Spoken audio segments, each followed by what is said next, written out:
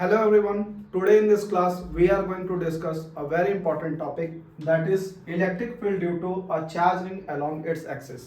आज के क्लास में हम लोग एक बहुत ही इंपॉर्टेंट इक्वेशन को डिराइव करने वाले हैं इलेक्ट्रिक फील्ड को एक चार्ज रिंग की वजह से उसके एक्सिस पे। इससे पहले हमें ये जानना होगा कि इलेक्ट्रिक फील्ड होता क्या है। तो कोई भी एक चार्ज होता है, जो चार्ज होता है अपने सराउंडिंग में एक फील्ड को जनरेट करता है और इस फील्ड में जब हम किसी अदर चार्ज को लेके आते हैं तो ये चार्ज उस चार्ज पे फोर्स लगाता है। मान लेते हैं एक क्यू नॉट चार्ज लिया जिसको हम लोग टेस्ट चार्ज बोलते हैं।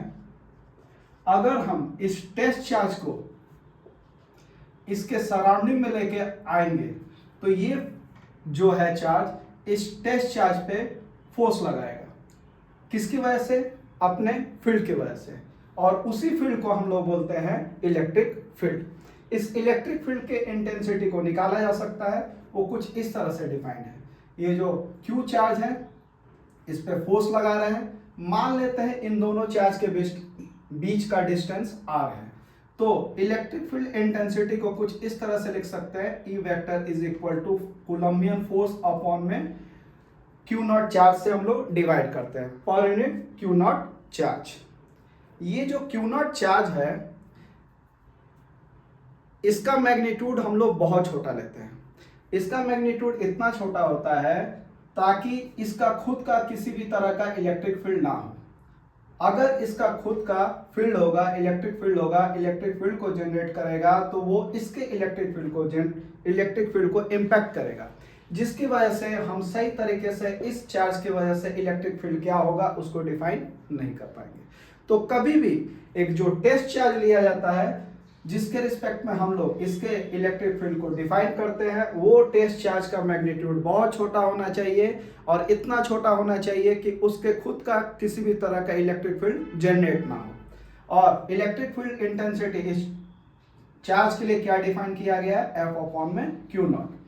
F कहलाता है कूलम्बियन फोर्स। इसको क्या लिखा जाएगा? इलेक्ट्रोस्टैटिक कांस्टेंट K, दोनों चार्ज का प्रोडक्ट अपॉन में डिस्टेंस का स्क्वायर, तो डिस्टेंस इज आर स्क्वायर और क्यू नॉट से हमने क्या किया? डिवाइड किया। तो ये एक्सप्रेशन आ गया इलेक्ट्रिक फील्ड किसके लिए? इस चार्ज के लिए K Q अपॉन में आर स्क्वायर। ये K जो होता है इलेक्ट्रोस्टैटिक कांस्टेंट होता है, इसकी वैल्यू होती है 1 अपॉन में 4 pi epsilon naught, that is इसकी वैल्यू लिखी जाती है 9 इंटू 10 का power 9 newton metre square coulomb square. Okay, तो ये आ गया हमारा कितना? 4 pi epsilon naught R square. This will be the intensity of electric field due to this charge.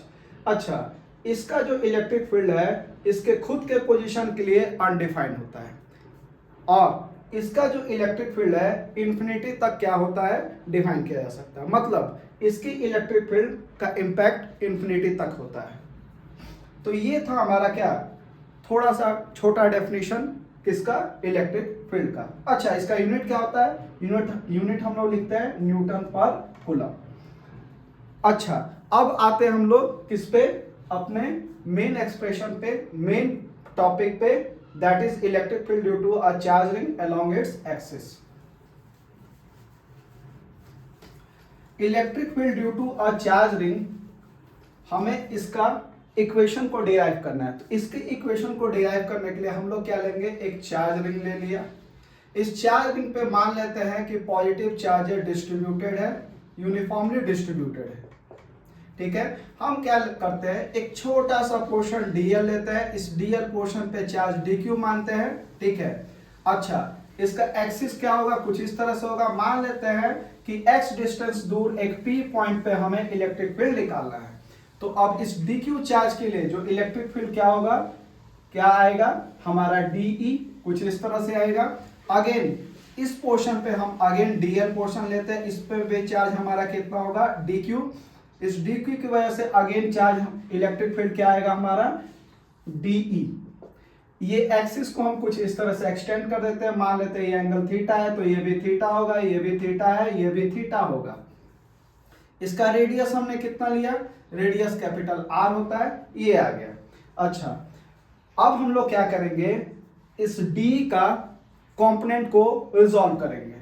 इसके कंपोनेंट हमारा क्या आएगा, परपेंडिकुलर कंपोनेंट आएगा DE sin theta, horizontal component आएगा DE cos थीटा। इसके लिए भी हमारा क्या आएगा, परपेंडिकुलर कंपोनेंट आएगा DE sin theta, horizontal component क्या आएगा DE cos थीटा। ये ऐसा क्यों किया गया, ये ऐसा इसलिए किया गया क्योंकि ये रिंग में जो एलिमेंटल लेंथ dl हमने लिया है, इस dl की वजह से हमारा जो इलेक्ट्रिक फील्ड निकल रहा था D निकल रहा था, ठीक है, और इसके लिए भी हमारा कितना D निकल रहा था। आपस में इनका नेट इफेक्ट क्या होगा उसको देखने के लिए हम लोगों ने क्या किया, दो पोजीशन पे इलेक्ट्रिक फील्ड को यहां पे शो किया या डिफाइन किया। तो हमने क्या देखा कि ये जो डी साइन थीटा इस वाले डीएल पोर्शन के लिए इलेक्ट्रिक फील्ड और इसके लिए डी साइन थीटा आपस में क्या है, आपस में एक दूसरे को अपोज कर रहे हैं, क्योंकि हम जानते हैं इलेक्ट्रिक फील्ड क्या है, वेक्टर क्वांटिटी है, तो ये आपस में एक दूसरे को क्या करेंगे, कैंसिल आउट कर देंगे। तो हमारा कंपोनेंट क्या बचेगा या नेट इलेक्ट्रिक फील्ड क्या बचेगा, डी कॉस थीटा। तो यहां से हमें यह समझ आया कि जब हम पूरे रिंग में जो डीएल अगर लेंथ लेंगे और डीएल की वजह से इलेक्ट्रिक फील्ड को जब डिफाइन करेंगे तो सिर्फ और सिर्फ उसका डी कॉस थीटा जो कंपोनेंट है वो बचेगा। अब इस डी कॉस थीटा को हम क्या करेंगे, यूज करके पूरे रिंग के लिए इलेक्ट्रिक फील्ड को डिफाइन करेंगे या पूरे चार्ज रिंग के लिए इलेक्ट्रिक फील्ड का इक्वेशन को डिराइव करेंगे। कैसे करेंगे, कुछ इस तरह से। सबसे पहले हम लोग क्या करते हैं, इस dq को हम लोग लीनियर चार्ज डेंसिटी के रिस्पेक्ट में शो कर सकते हैं। कैसे शो कर सकते हैं, तो लीनियर चार्ज डेंसिटी होता क्या है, लीनियर चार्ज डेंसिटी का मतलब ये होता है जो चार्ज है इस रिंग पे किस तरह से डिस्ट्रीब्यूटेड है। तो lambda will be equal to Q upon में एल होता है लेंथ, लेकिन रिंग का कितना लेंथ है हमारा जी 2 पाई r। इसी तरह इस dq का जो एलिमेंटल लेंथ है, dq जो चार्ज है, और ये किस पे लिया था, dl एलिमेंटल लेंथ पे, तो इसके लिए जो लीनियर चार्ज डेंसिटी वो किस तरह से डिफाइंड है, तो उसको हम लोग कुछ इस तरह से लिख सकते हैं dq अपॉन में dl। तो यहां से हम लोग अगर dq लिखना चाहें लैम्डा के फॉर्म में क्या लिख सकते हैं, लैम्डा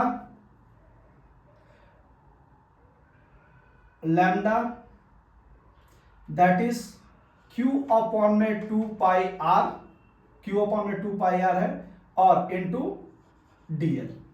तो अब हम लोग क्या करेंगे, एक्सप्रेशन लिखेंगे, इक्वेशन लिखेंगे किसके लिए, इलेक्ट्रिक फील्ड के लिए। तो क्या लिख सकते हैं, मान लो पूरे रिंग के लिए इलेक्ट्रिक फील्ड हमारा E है, हम क्या करेंगे, हमारा कंपोनेंट क्या बच रहा था, DE cos थीटा, तो ये बच रहा था DE cos थीटा। पूरे रिंग के लिए हम लोग क्या करेंगे, इंटीग्रेट करेंगे। ये इक्वेशन कितना आया था हमारा, ये इक्वेशन आया था हमारा D क्या होता है, D होता है हमारा, पहले हमने देख रखा है कि इलेक्ट्रिक फील्ड को क्या लिखा जाता है, इलेक्ट्रिक फील्ड को लिखा जाएगा हमारा K dq अपॉन में डिस्टेंस का स्क्वायर। डिस्टेंस कितना है हमारा, ये डिस्टेंस होगा, डिस्टेंस कितना आएगा, capital R square plus root under capital R square plus x square. इसका स्क्वायर करेंगे क्या आ गया, R square plus x square, और साथ ही साथ होगा cos थीटा। cos थीटा यहां से हम लोग क्या लिख सकते हैं, बेस अपॉन में हाइपोटेनस, तो दैट इज x अपॉन में root under X square plus R square, और इसको करेंगे हम लोग इंटीग्रेट पूरे रिंग के लिए। यहां से हम लोग क्या लिख सकते हैं